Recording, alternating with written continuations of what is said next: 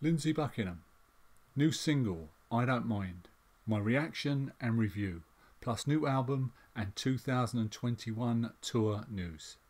Lindsey Buckingham has just announced that on September the 21st, 2021, he will be releasing his first solo album in a decade. It will be the first since 2011's The Seeds We Sow. The new album was written, recorded and produced by Lindsey in his home studio in Los Angeles. Lindsey, I wanted to make a pop album, but I wanted to make stops along the way, with songs that resemble art more than pop. As you age, hopefully you keep getting a little more grounded in the craft of what you are doing. For me, getting older has probably helped to reinforce the innocence and the idealism that hopefully was always there.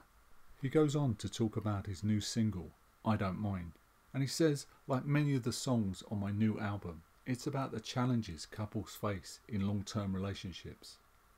Over time, two people inevitably find the need to augment their initial dynamic with one of flexibility, an acceptance of each other's flaws, and a willingness to continually work on issues. It's the essence of a good long-term relationship. This song celebrates that spirit and that discipline. So let's have a little look at that new song.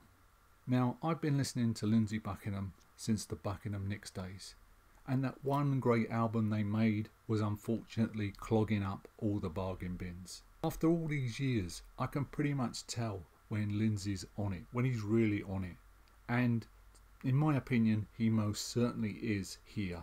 If the album is as good as this song, we are in for a real treat. Lindsey is a master when it comes to crafting a song. When it comes to crafting a pop rock song, when he gets it right, the world stops to listen. I've seen documentaries over the years where you can see the meticulous, painstaking process he goes through in the studio just to get down those sounds that exist in his head. For example, listen to the way I Don't Mind opens. The slightly echoed backing vocals, the lightly strummed acoustic, Lindsey's husky, almost whispered vocals. At 18 seconds in, almost imperceptibly, in come the drums. And as soon as Mr. Buckingham's finger-picked electric guitar enters at 32 seconds, you know where this is going.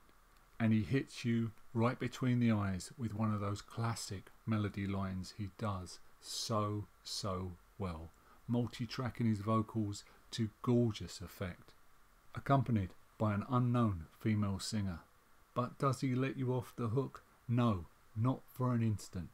At 50 seconds, listen to that wonderful, odd vocal interplay. This is pure pop heaven. And round we go again. This is candy for the ears. Lindsey's often said in the past, two of his main influences are Brian Wilson and Phil Spector. Both of these guys were geniuses in the studio.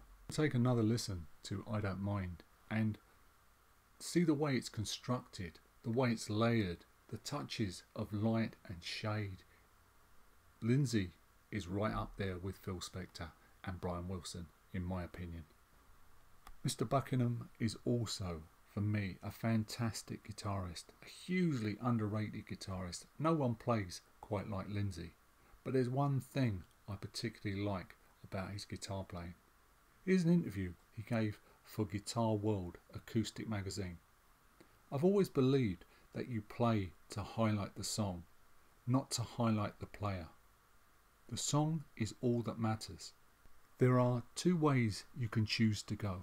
You can try and be someone like Eddie Van Halen, who is a great guitarist, a virtuoso, yet he doesn't make good records because what he plays is totally lost in the context of his band's music.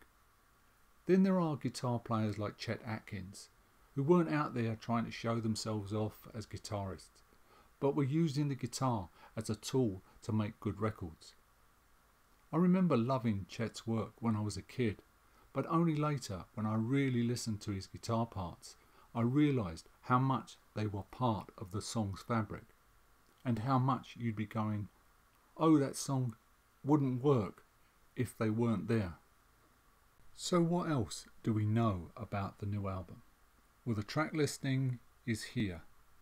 All tracks except for Time, as far as I know, are Buckingham originals. Time is a song by the Pozo Secco Singers, try saying that after a few beers, and was a hit for them back in 1966. It's a kind of baroque pop country song. Not a personal favourite of mine, but it will be interesting to see what Lindsey does with it. So that's all I know so far, but I'm guessing we'll get another 1 or 2 songs dropped over the summer period.